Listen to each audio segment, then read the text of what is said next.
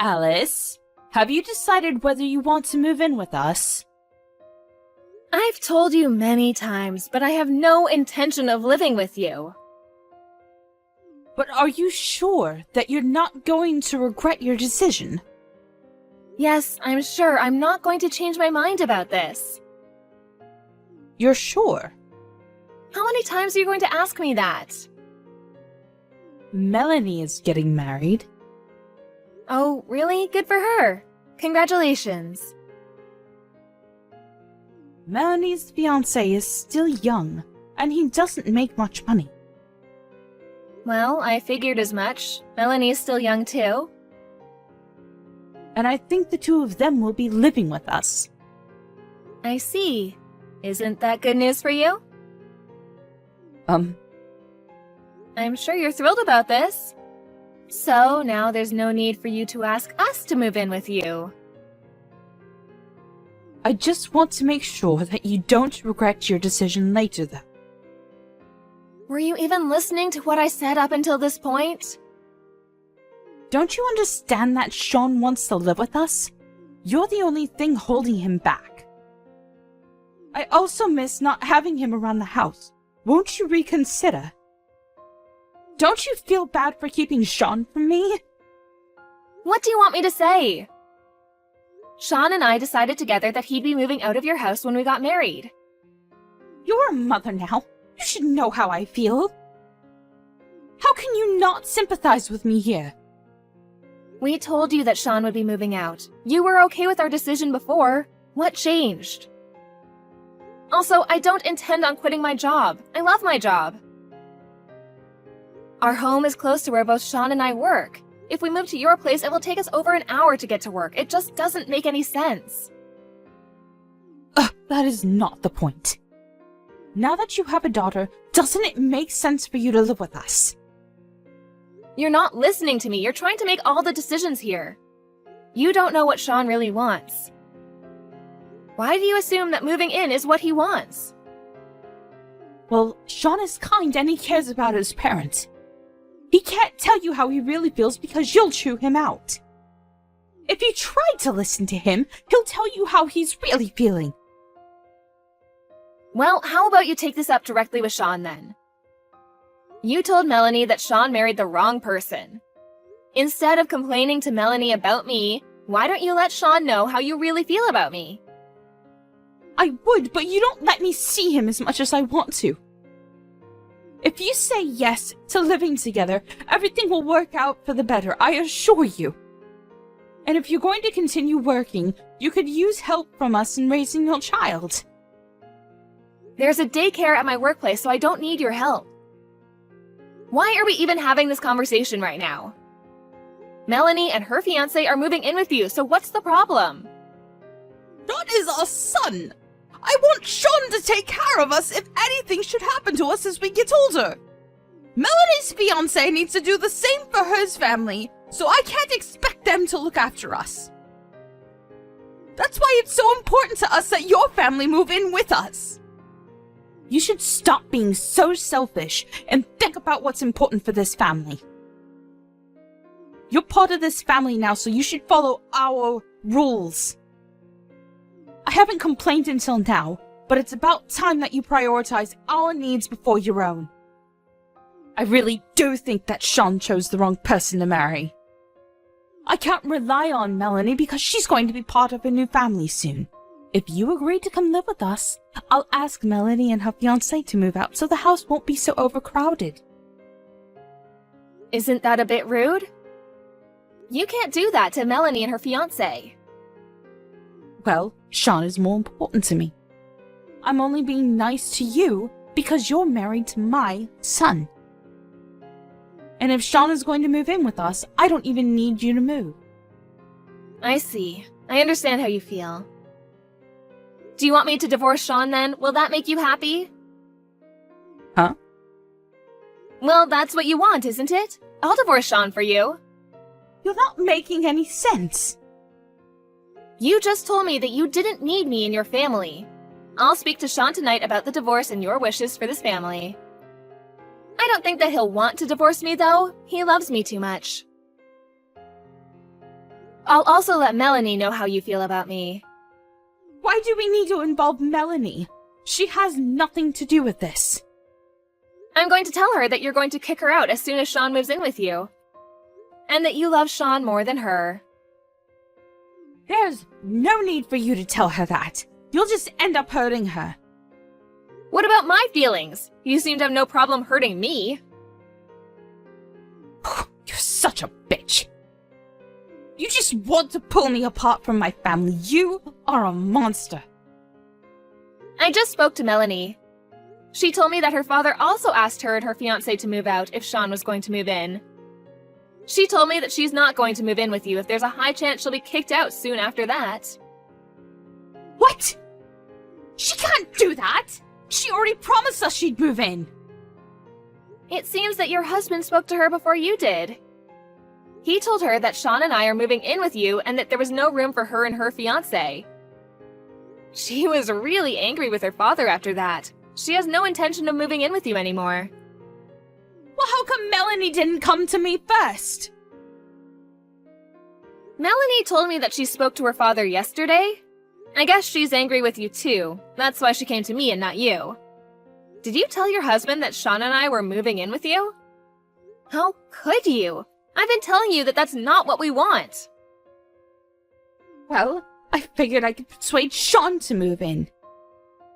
And I knew that I would have to ask Melanie to move out if Sean was moving here. I didn't think she would move out right away, though. And my husband wasn't supposed to say anything to Melanie. It's because you're being selfish and not thinking about what everyone else in this family wants. I'm sure that your husband became impatient with you and decided to let Melanie know what you were really thinking. Melanie already knows that we have no intention of moving in with you. But what about what Sean wants? What if he wants to live here with us? He would want to take care of us when we're too old to take care of ourselves. How can you assume that? You don't know anything. I don't think Sean wants to live with you. To be honest, I'm really annoyed that you keep on pestering us to move in with you. That's all you ever talk about. I'm starting to dread even seeing you face to face out of fear that you'll force us to move in with you. Melanie is also fed up with your behavior. She wants nothing to do with you anymore. As for Sean and I, we don't plan to come to see you for some time. We need a break. Melanie would never say that about me. You're just making things up to hurt me.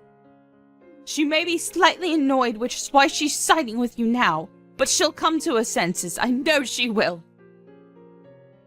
You said that Sean was more important to you than her behind her back. She was devastated when she found out. I didn't mean it like that. She misunderstood me. I meant to say that Sean is the older one, and as the older brother, he should be responsible for looking after us. Especially since Melanie is marrying into a new family soon. Melanie knows that you've been nagging us to move in with you. She agreed to move in with you in the first place because she felt sorry for Sean and I. She was just trying to protect us. She was really hurt when she found out that you favored Sean over her. I can totally understand why she would feel that way. What do you mean by that? Did you also tell her that I said her fiancé doesn't earn enough money? I didn't say anything to Melanie. She probably found out through her father. She wasn't trying to move in with you to save money. She was just being a good daughter. She was willing to look after you if Sean and I couldn't. She's your daughter. You should have known that Melanie would do something nice like this. She has a kind heart. I didn't mean to hurt Melanie's feelings. I really did want her to move in with us. But I figured that she'd want to move out eventually. I guess I was just trying to act strong. It just sounds like you're making a bunch of excuses. Shouldn't you be telling Melanie this directly instead of me? Well, Melanie won't pick up my calls. I think she's very angry with me. Would you mind telling her how I really feel? Melanie doesn't want to talk to you or hear what you have to say to her. I also showed Sean the conversation we've been having over chat up until now. He just got home from work. I thought that he ought to know how his mother was acting. What did Sean say? He said he'd rather cut off all ties with his parents than divorce me. Sean would never do that to us. Sean's my son. You're lying again. He can't abandon us. He's going to give you a call soon to talk to you directly about this. But first, he's going to talk things over with Melanie. As for me, please don't try to get in touch with me anymore. I have nothing more to say to you. You stress me out. It's not good for my mental health.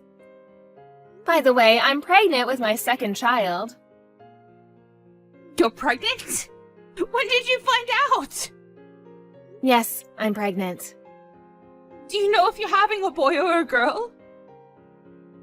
It's a boy.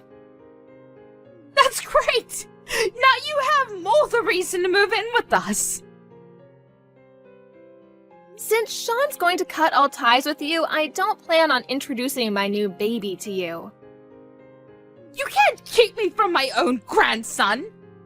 That's cruel, even for you. See, all you care about is yourself. Hasn't it ever occurred to you that we don't want to spend a minute more with you? You're stressing me and my family out. I'm sure we can work something out. We can come up with a plan that makes everyone happy. Could you please persuade Sean and Melanie not to be so mad at me? It's all a big misunderstanding. You can't take back the mean things you said about everyone. You're a grown-up. You, of all people, should know that. You treated me like an outsider, and you backstabbed your own daughter. You're a terrible person. I'm so sorry. I see how wrong that was now. Please forgive me. I didn't mean any of it. Seriously. We're not going to forget the horrible things you said about us. How about you and your husband take care of yourselves for the rest of your lives? Don't expect to be seeing your grandchildren anytime soon.